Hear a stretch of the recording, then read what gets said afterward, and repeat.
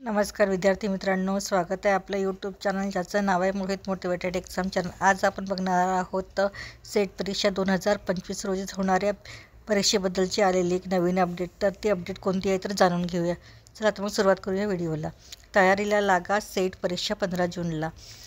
पुणे सावित्रीबाई फुले पुणे विद्यापीठाच्या सेट विभागातर्फे महाराष्ट्र व गोवा राज्यातील विद्यार्थ्यांसाठी सहाय्यक प्राध्यापक पदाच्या पात्रतेसाठी घेतली जाणारी सेट परीक्षा येत्या 15 जून रोजी आयोजित करण्यात आली आहे।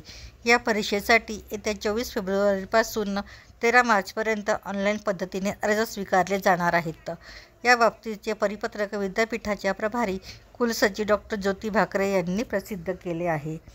विद्यापीठ अनुदान आयोगाच्या निर्देशानुसार सावित्रीबाई फुले पुणे विद्यापीठाच्या सेट विभागातर्फे 40वी सेट परीक्षा येत्या 15 जून रोजी घेतली जाणार आहे।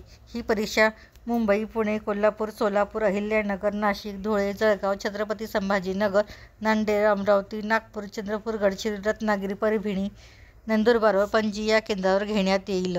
परीक्षेसाठी केवळ ऑनलाईन पद्धतीने अर्ज स्वीकारले जाणार असून विद्यापीठाच्या वेबसाईट CET-exam.upuni.ac.in या संकेतस्थळावर अर्ज उपलब्ध आहेत। परीक्षा अर्ज भरण्यासाठीचा नियमित शुल्काचा कालावधी संपल्यानंतर विद्यार्थ्यांना 14 मार्च 2025 ते 21 मार्च 2025 या कालावधीत 500 रुपये विलंब शुल्कासह अर्ज भरता येणार आहे।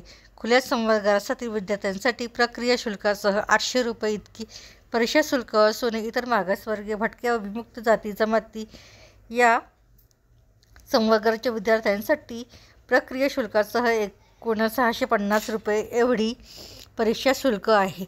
सेट परीक्षेचे शुल्क भरलेल्या विद्यार्थ्यांची यादी विद्यापीठाच्या संकेतस्थळावर साधारणपणे एप्रिल महिन्याच्या दुसऱ्या आठवड्यात प्रसिद्ध केली जाणार आहे।